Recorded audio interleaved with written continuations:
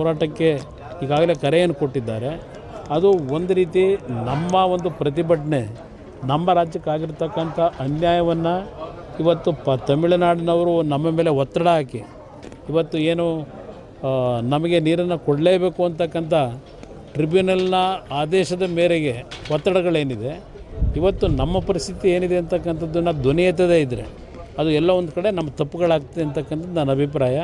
ಇದರಲ್ಲಿ ಎಲ್ಲರೂ ಒಗ್ಗಟ್ಟಿನಿಂದ ಹೋರಾಟ ಮಾಡಬೇಕು ಅನ್ನೋದು ನಾನು ಅಭಿಪ್ರಾಯ ವ್ಯಕ್ತಪಡಿಸ್ತೇನೆ. ಇಲ್ಲಿ ವಾದಕ್ಕಿಂತ ಹೆಚ್ಚಾಗಿ ಕಳೆದ ಬಾರಿ 3 ಬಾರಿ KRSನ ಡ್ಯಾಮ್ ತುಂಬಿದಂಥದ್ದು, ನಮ್ಮ ಕಾವೇರಿ ಕಣಿವೆ ಭಾಗದಲ್ಲಿ 3 ಬಾರಿ ನಮ್ಮ ಜಲಾಶಯಗಳು ತುಂಬಿದಂಥದ್ದೇನಿದೆ, ಆ ಸಂದರ್ಭದಲ್ಲಿ ಆ ಒಂದು ನೀರನ್ನು ನಮ್ಮ ರಾಜ್ಯದಲ್ಲಿ ನಮ್ಮ ಭಾಗದಲ್ಲಿರ್ತಕ್ಕಂಥ ಕೆರೆಕಟ್ಟೆಗಳನ್ನು ತುಂಬಿಸ್ತಕ್ಕಂಥದ್ದಕ್ಕೆ ಸ್ವಲ್ಪ ಮೊದಲೇ ನಾವು ಪ್ರಿಕಾಷನರಿ ಮೆಜರ್ಸ್ ತಗೊಂಡು ನಮ್ಮ ನೀರಾವರಿಯ ಇಲಾಖೆ ಅಧಿಕಾರಿಗಳು ಸರಿಯಾದ ರೀತಿ ಕ್ರಮ ವಹಿಸಿದರೆ, ಸರ್ಕಾರ ಕ್ರಮ ವಹಿಸಿದರೆ ಇನ್ನೂ ಕೆರೆಕಟ್ಟೆಗಳಲ್ಲಿ ನೀರನ್ನು ಇಟ್ಕೊಳ್ಳಿಕ್ಕೆ ಅವಕಾಶಗಳಿತ್ತು.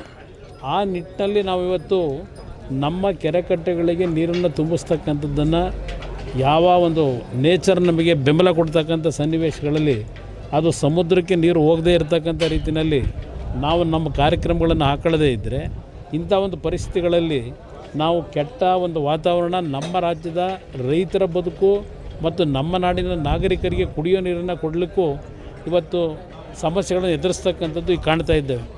ಆ ಹಿನ್ನೆಲೆಯಲ್ಲಿ ಈಗಾಗಲೇ ಹಲವಾರು ವರ್ಷಗಳ ಹಿಂದೆ ನಡೆದಂಥ ಈ ರೀತಿಯ ಒಂದು ಸಂದರ್ಭಗಳಾದಂಥ ಘಟನೆಗಳೇನಿದೆ ಅದನ್ನು ಗಮನದಲ್ಲಿಟ್ಟುಕೊಂಡು ನಾವಿವತ್ತು ಕೆಲವು ನಮಗೆ ಹೆಚ್ಚಿನ ಮಳೆ ಆದಂಥ ಸಂದರ್ಭದಲ್ಲಿ ಆ ನೀರು ತಮಿಳುನಾಡಿಗೆ ಹೋಗಿ ಅಲ್ಲಿಂದ ಸಮುದ್ರಕ್ಕೆ ಹೋಗ್ತಕ್ಕಂಥದ್ದನ್ನು ತಡೆಯತಕ್ಕಂಥ ನಿಟ್ಟಿನಲ್ಲಿ ಯೋಜನೆಗಳನ್ನು ಹಾಕೋಬೇಕಾದಂಥದ್ದು ನಮ್ಮ ಒಂದು ಸರ್ಕಾರಗಳ ಕರ್ತವ್ಯವೇನಿದೆ, ಅದರಲ್ಲಿ ನಾವು ಎಡವಿದ್ದೇವೆ.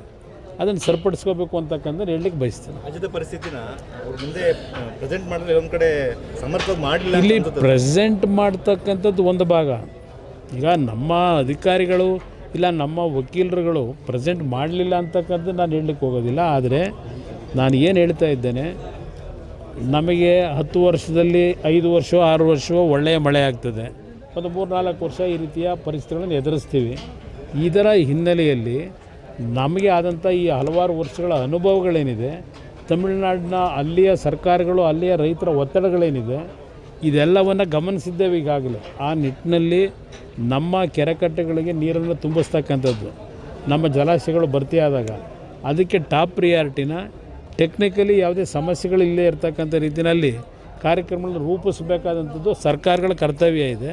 ಅದರಲ್ಲಿ ನಾವು ಸ್ವಲ್ಪ ಎಡವಿದ್ದೇವೆ ಅಂತಕ್ಕಂಥದ್ದು ಹೇಳಲಿಕ್ಕೆ ಬಯಸ್ತೀವಿ. ನಿಮ್ಮ ಅನುಭವದಲ್ಲಿ ಸರ್, ಈಗ ನೀರು ಬಿಡದಲ್ಲೇ ಮೇಲ್ಮನೆಗೆ ಹೋಗ್ಲಿಕ್ಕೆ ಅವಕಾಶಗಳಿದಾವೆ, ಕಾನೂನು ರೀತಿಯಲ್ಲಿ ನೋಡಿದ್ರೆ ಹೇಗೆ ಸರ್? ಇಲ್ಲ, ಕಷ್ಟ ಇದೆ. ಇವತ್ತು ನಾವು ಪ್ರಜಾಪ್ರಭುತ್ವದ ಈ ಒಂದು ಭಾರತದ ಚೌಕ ಇದೆ ವ್ಯವಸ್ಥೆಯಲ್ಲಿದ್ದೇವೆ. ಈ ಇದು ನಮ್ಮ ಒಕ್ಕೂಟದ ವ್ಯವಸ್ಥೆಯಲ್ಲಿ ಇವತ್ತು ಹಲವಾರು ರೀತಿಯ ಕಾನೂನಿನ ತೊಡಕುಗಳಿದೆ.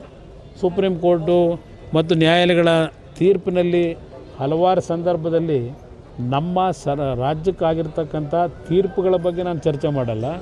ಆದರೆ ವಾಸ್ತವಾಂಶವನ್ನು ನೋಡಿದಾಗ ಗ್ರೌಂಡ್ ರಿಯಾಲಿಟಿನ ನಮ್ಮ ರಾಜ್ಯಕ್ಕೆ ಹಲವಾರು ವರ್ಷಗಳಿಂದ ಅನ್ಯಾಯ ಆಗ್ತಾ ಬಂದಿದೆ, 100 ವರ್ಷಗಳಿಂದ.